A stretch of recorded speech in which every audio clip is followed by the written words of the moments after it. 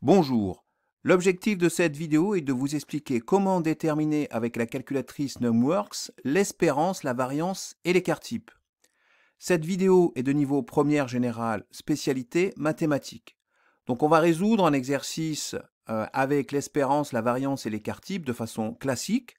Et je vais vous montrer après comment on peut résoudre cet exercice avec la calculatrice. L'objectif n'est pas de vous expliquer en détail ce qu'est l'espérance, la variance et l'écart type. Pour cela, vous avez d'autres vidéos qui ont déjà été faites. Donc, voici l'exercice. Soit grand X, la variable aléatoire dont la loi de probabilité est donnée dans le tableau ci-contre. On a la première ligne qui correspond à toutes les valeurs de la variable aléatoire. La deuxième ligne qui correspond aux probabilités donc associées à chaque valeur de variable aléatoire. Et on nous demande de calculer l'espérance de grand X, sa variance, et une valeur approchée à 10-2 près de son écart type. Alors, on va utiliser la formule de l'espérance mathématique de la variable aléatoire grand X, qui est égale donc à x1 fois P1 plus x2 fois P2 plus x3 fois P3. On note aussi l'espérance mathématique E de grand X, on la note aussi mx. Alors pourquoi mx? Parce que m pour moyenne, parce que je vous rappelle que une espérance d'une variable aléatoire, si je répète un très grand nombre de fois l'expérience aléatoire, cela correspond à la moyenne arithmétique des différentes valeurs de la variable aléatoire grand X. Mais pour cela, il faut, je le répète, que le nombre d'expériences aléatoires soit très très grand. Alors, si j'applique maintenant la formule, je vais donc avoir E de grand X qui est égal à moins 1 fois 0,1 plus 2 fois 0,5 plus 5 fois 0,4, ce qui me donne ici donc 2,9. On va calculer maintenant la variance de la variable aléatoire grand X. Alors cette variance, elle va utiliser la formule suivante, x1 moins mx, le tout au carré fois P1, plus x2 moins mx, le tout au carré fois P2, plus x3 moins mx, le tout au carré, multiplié par P3. Alors cela nous donne moins 1 moins 2,9 le tout au carré fois 0,1, 2 moins 2,9 au carré fois 0,5, plus 5 moins 2,9 au carré fois 0,4. 5 moins 2,9 le tout au carré fois 0,4. Alors, j'obtiens comme valeur pour la variance de la variable aléatoire grand X, V de grand X, donc 3,69. Et j'obtiens en dessous l'écart type, sigma de grand X, qui est donc égal à la racine carrée de la variance, et qui nous donne une valeur approchée à 10-2 près de 1,92. Donc on peut faire rapidement un bilan de cet exercice. L'espérance mathématique de la variable aléatoire grand X est égale à 2,9. La variance de la variable aléatoire grand X est égale à 3,69. Et l'écart type de la variable aléatoire grand X a une valeur approchée à 10-2 près de 1,92. Alors, le souci que l'on a avec cette calculatrice, c'est que lorsque je me déplace dans le menu général, ici, vous voyez, si je vais dans probabilité, donc ici, j'ai la loi binomiale, uniforme, exponentielle, la loi normale, la loi du qui 2, la loi de student un peu en dessous, on peut regarder, mais je n'ai pas, voilà, la loi géométrique, Poisson, Fischer, ainsi de suite. Donc, ces lois de probabilité ne me permettent pas de calculer la variance, l'espérance et l'écart type. Par contre, on voit ici qu'il y a peut-être un menu statistique que je vais pouvoir utiliser. Donc, on a en probabilité l'espérance mathématique E de grand X qui est égale à x1 fois P1 plus x2 fois P2 plus ainsi de suite xk fois Pk.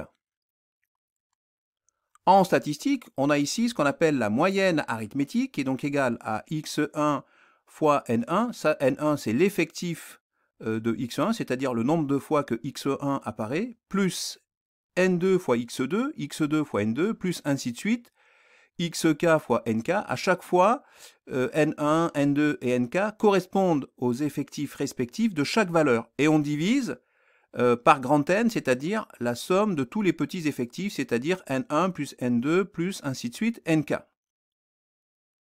Donc je vais tromper la machine à calculer en lui faisant croire que je calcule une moyenne arithmétique, mais en fait je vais calculer l'espérance mathématique de la variable aléatoire grand X. En effet, je vais considérer que P1, P2, ainsi de suite et Pk correspondent aux effectifs respectifs de chaque valeur. Pourquoi?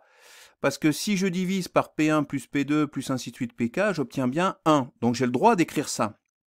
Et donc si dans ma calculatrice, je rentre ici les différentes valeurs, x1, x2, ainsi de suite jusqu'à xk, et qu'ensuite je rentre pour les effectifs les différentes probabilités, P1, P2, ainsi de suite, Pk, eh bien elle va me calculer la moyenne arithmétique, mais en même temps elle va me calculer l'espérance mathématique de ma variable aléatoire grand X. Pourquoi? Puisqu'on sait bien que P1 plus P2 plus ainsi de suite Pk, c'est égal à 1.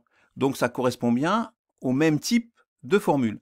Donc c'est comme ça que l'on va, entre guillemets, leurrer la machine à calculer et qu'elle va malgré tout nous calculer l'espérance mathématique, mais pour cela, il va falloir entrer dans le menu statistique. Alors, je vais aller finalement dans mon menu statistique. Je fais OK. Je vais rentrer ici dans la colonne des valeurs, les différentes valeurs de la variable aléatoire, et dans la colonne des effectifs, je vais rentrer les probabilités associées à chaque valeur de la variable aléatoire. Donc dans mon exercice, j'avais comme valeur -1 pour la variable aléatoire et la probabilité associée valait 0,1. Donc ensuite je fais OK. J'avais une deuxième valeur, c'était 2, et la probabilité associée à cette valeur 2, c'était une probabilité qui valait 0,5. Donc ici je mets 0,5, OK.